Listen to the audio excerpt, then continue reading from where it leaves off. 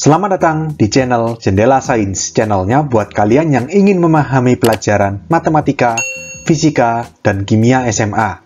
Di video ini kita akan membahas dimensi 3, part yang ke-9, yaitu tentang jarak titik ke bidang pada bangun ruang. Simak terus video ini sampai akhir. Sebelum membahas jarak titik ke bidang, kita review dulu kedudukan titik terhadap bidang. Ya, di part-part yang awal saya sudah terangkan ya, waktu itu kedudukan titik terhadap bidang ada dua kemungkinan. Yang pertama adalah titik terletak pada bidang, dan yang kedua titik terletak di luar bidang.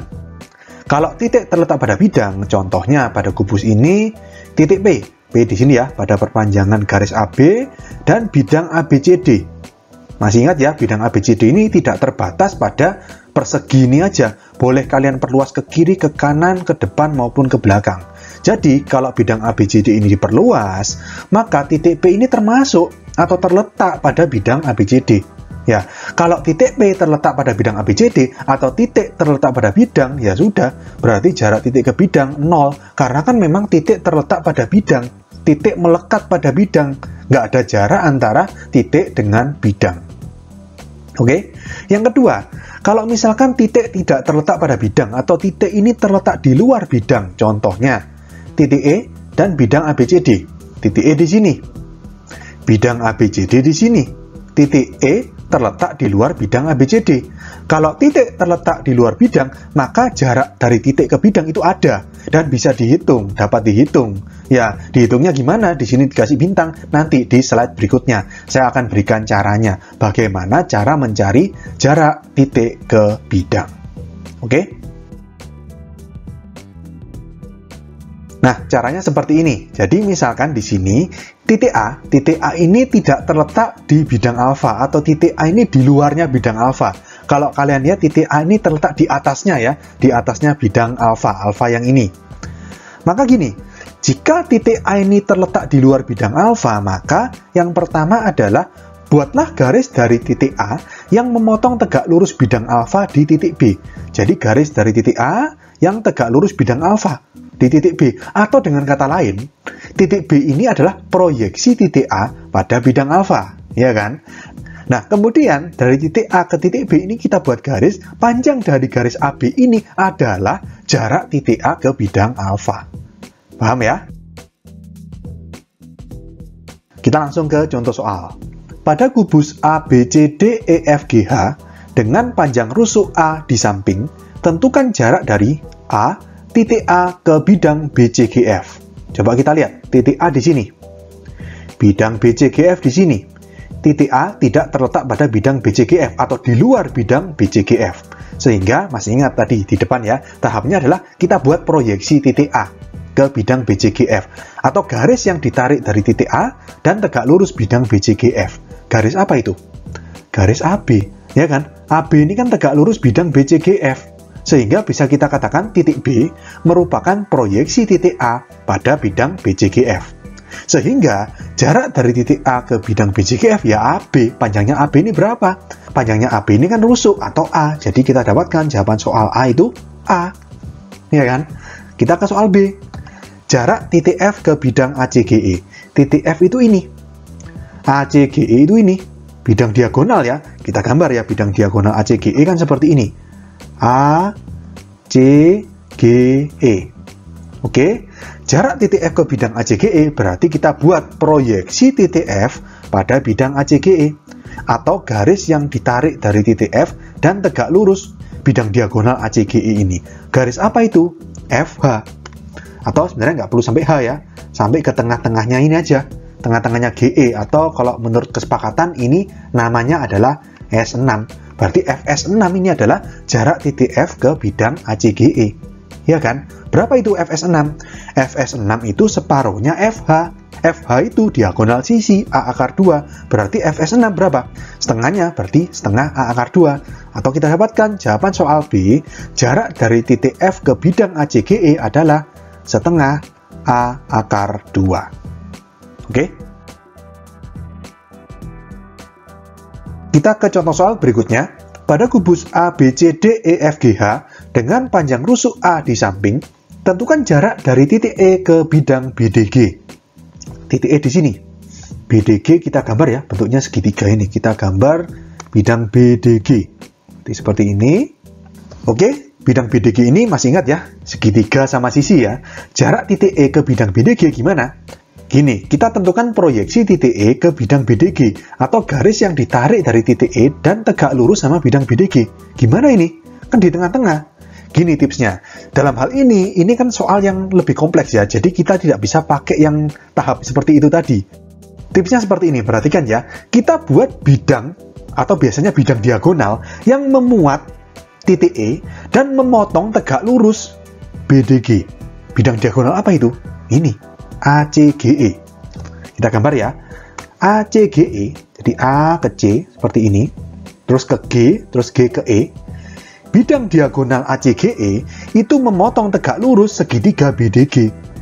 Perpotongannya berbentuk garis. Garis apa itu? Ini, G ke tengah-tengahnya AC atau BD, atau ini kan kesepakatan namanya S1, ya kan? Berarti G ke S1 kita tarik garis, misalkan yang warna hijau ini ya. S1 ke G. Ini adalah perpotongan segitiga yang warna merah atau bidang BDG dengan bidang yang warna biru ini, bidang diagonal ACGE. Nah, fungsinya apa? Mas ingat di part sebelumnya ada yang seperti ini ya. Kasus seperti ini, jadi bidang BDG itu bisa diwakili oleh GS1 atau jarak titik E ke bidang BDG itu sama dengan jarak titik E ke garis GS1. Karena GS1 dalam hal ini mewakili bidang BDG. Ya. Syaratnya bidang BDG boleh diwakili oleh GS1 itu adalah kita buat bidang yang tegak lurus sama bidang BDG. Dalam hal ini adalah bidang diagonal ACGE. Dan perpotongan dua bidang itu adalah GS1. Jadi bidang BDG boleh diwakili oleh GS1. Paham ya? Oke, sekarang kita buat bidang diagonal ACGE di gambar dua dimensi. Jadi bentuknya persegi panjang. Oke, seperti ini ya. Ini A, ini C, ini G, ini E. Lalu kita gambarkan, tadi kan BDG diwakili oleh GS1, yang warna hijau itu. G ke S1, S1 itu tengah-tengahnya AC. Jadi ini S1. Oke? Lalu sekarang kalau sudah bentuk garis, lebih mudah. Kita tarik garis dari titik E, yang tegak lurus sama GS1. Garis apa itu? Ya ini kan. Diagonal ruang EC ini kan tegak lurus GS1. Ingat keistimewaan dari bidang diagonal. Kita tarik garis dari E ke C. Ya kan? Ini tegak lurus pasti, ya kan? Tegak lurus. Lalu, misalkan berpotongannya di titik X. Maka titik X ini adalah proyeksi titik E pada garis GS1 atau proyeksi titik E pada bidang BDG. Oke, jadi jarak titik E ke bidang BDG, ya EX ini. EX ini berapa? Gini, kita pakai garis bantuan. Kita gambar garis dari titik A ke tengah-tengahnya EG, ke atas. Ini berarti kan S6 ya. Maka garis yang warna hijau ini memotong diagonal ruang EC menjadi 3 bagian sama besar. Ya kan? Berarti gini, kalau EC ini diagonal ruang atau berapa? A akar 3 ya. Berarti EX ini 2/3-nya. Kan ini sepertiga, sepertiga, sepertiga. Ya kan? Berarti jarak dari titik E ke bidang BDG atau dalam hal ini EX adalah 2/3 A akar 3. Oke, paham ya? Kita ke contoh soal berikutnya. Pada kubus ABCDEFGH dengan panjang rusuk A di samping, tentukan jarak dari titik A ke bidang P2, P3, R2. Titik A di sini, P itu kan di alas ya. Ini P1, P2, berarti tengah-tengahnya BC ini P2. Ini P2, lalu tengah-tengahnya CD ini P3.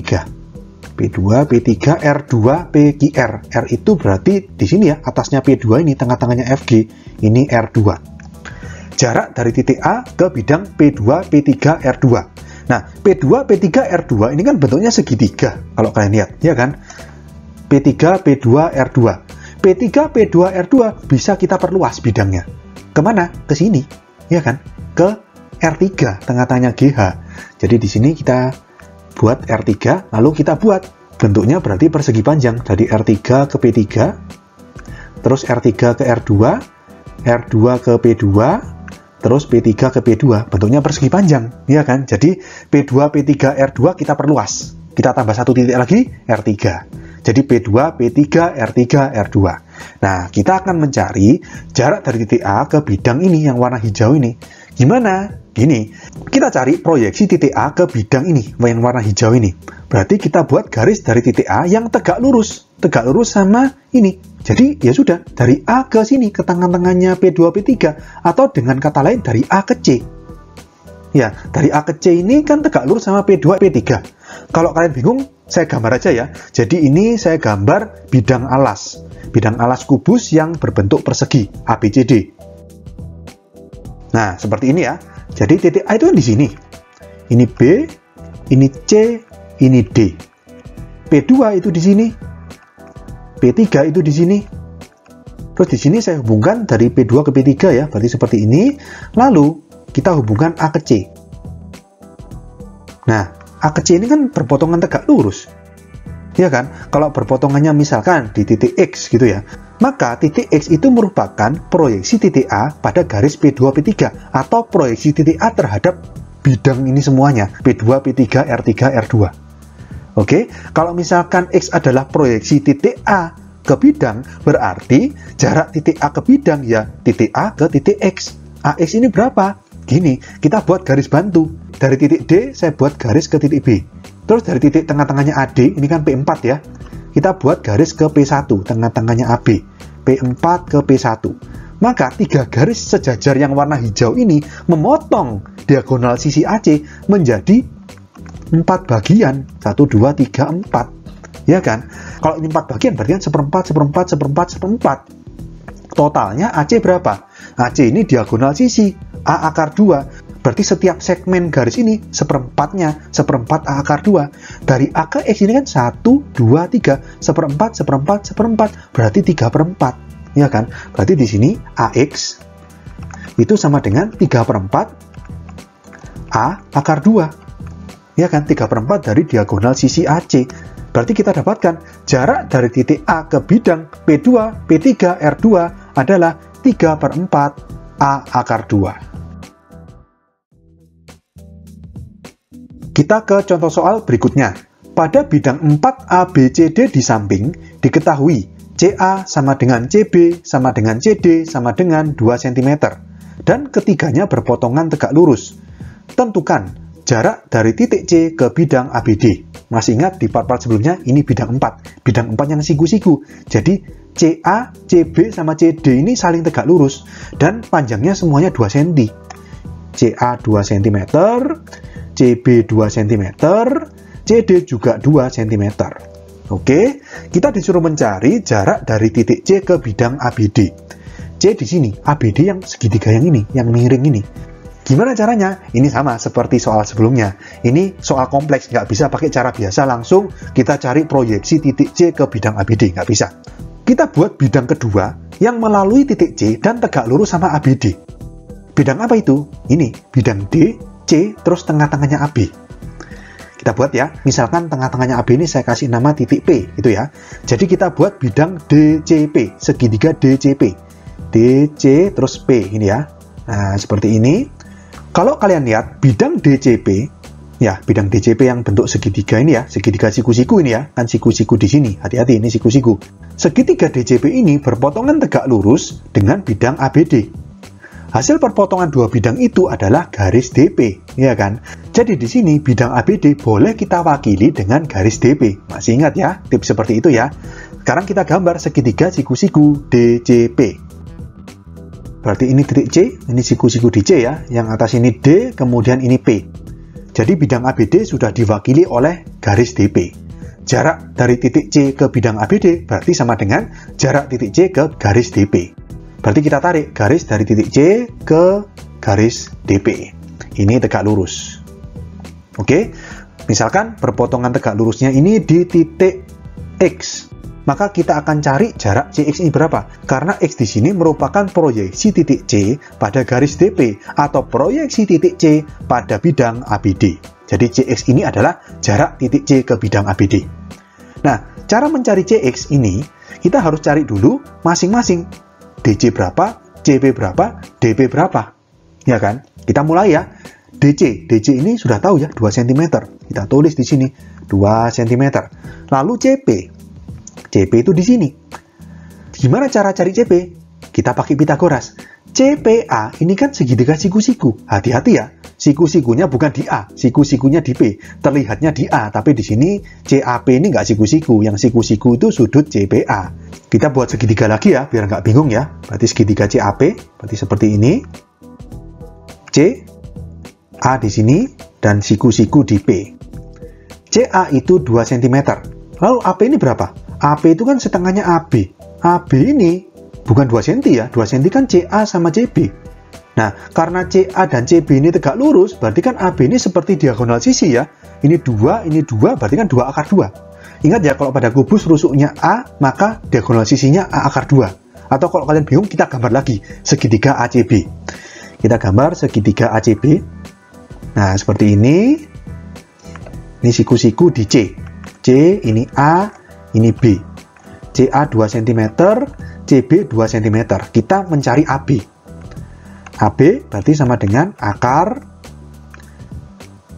CA kuadrat plus CB kuadrat. Berarti sama dengan akar 2 kuadrat plus 2 kuadrat. Berarti sama dengan akar 2 kuadrat 4 tambah 4 berarti akar 8. Berarti AB-nya sama dengan 2 akar 2 cm, seperti diagonal sisi. Ya, AB 2 akar 2 cm. Berarti AP setengahnya AB. Berarti berapa? Ya, 2 akar 2 kali setengah, akar 2. Akar 2 cm. AP tahu, CA tahu, kita bisa cari CP di sini. Pakai prinsip teorema Pitagoras. CP berarti akar, di situ hati-hati ya, yang miring AC. Berarti AC kuadrat min AP kuadrat. Berarti sama dengan akar AC 2 kuadrat min AP akar 2 kuadrat. Berarti sama dengan akar 2 kuadrat 4 min akar 2 kuadrat 2. 4 min 2 berarti 2. Ya sudah, CP-nya akar 2. Oke, CP tahu, kita tulis di sini akar 2 cm. Nah, DC tahu, CP tahu, sekarang kita cari DP. Ya, DP pakai rumus Pitagoras. DP sama dengan akar DC kuadrat plus CP kuadrat sama dengan akar DC itu 2, berarti 2 kuadrat plus CP itu akar 2. Akar 2 kuadrat berarti sama dengan akar 2 kuadrat itu 4, akar 2 kuadrat itu 2. 4 tambah 2, 6. Ya sudah, DP-nya akar 6 cm. Akar 6. Nah, untuk mencari CX, masih ingat yang tips pakai luas segitiga? Gini. Kita lihat segitiga DCP ini ya. Segitiga siku-siku DCP itu, kalau kita hitung luasnya, luas segitiga DCP itu kan setengah kali alas kali tinggi. Ya kan? Coba kita lihat, di sini alasnya apa? Alasnya itu CP. Ya kan? Tingginya apa? Tingginya ini, DC. Berarti setengah kali CP kali DC. Tapi, coba kita lihat dari perspektif yang berbeda. Coba kalian putar segitiga ini. Alasnya sekarang DP. Kalau alasnya DP, tingginya apa? Tingginya kan CX. CX kan tegak lurus sama DP. Ya, coba dilihat dari perspektif yang berbeda. Jadi di sini, luas segitiga DCP, selain sama dengan setengah kali CP kali DC, juga bisa kita tulis luas segitiga DCP sama dengan setengah dikali alasnya sekarang DP, tingginya CX. Karena ini segitiga yang sama, boleh disama dengankan. Jadi, setengah kali CP kali DC sama dengan setengah kali DP kali CX. Oke, setengahnya dicoret. CP-nya kita masukkan, akar 2. DC-nya 2, sama dengan DP-nya akar 6. CX-nya dicari. Kalau gini kan CX bisa ketemu. Ngerti ya? Jadi di sini CX sama dengan, berarti 2 akar 2 per akar 6. Ya, akar 2 sama akar 6 bisa dicoret, jadi akar 3. Ya kan? Kita kali sekawan, kali akar 3 per akar 3. Berarti sama dengan ini 2 akar 3 per 3 cm. CX ini adalah jarak titik C ke bidang ABD, ya kan? Berarti kita dapatkan jarak titik C ke bidang ABD adalah 2 akar 3 per 3 cm. Oke, sekian untuk video kali ini. Untuk melihat playlist lengkap dari bab ini, bisa kalian klik thumbnail yang ada di sebelah kanan atas ini. Jika ada pertanyaan, saran, maupun kritik, bisa kalian tulis di kolom komentar. Semoga bermanfaat dan sampai jumpa di video selanjutnya.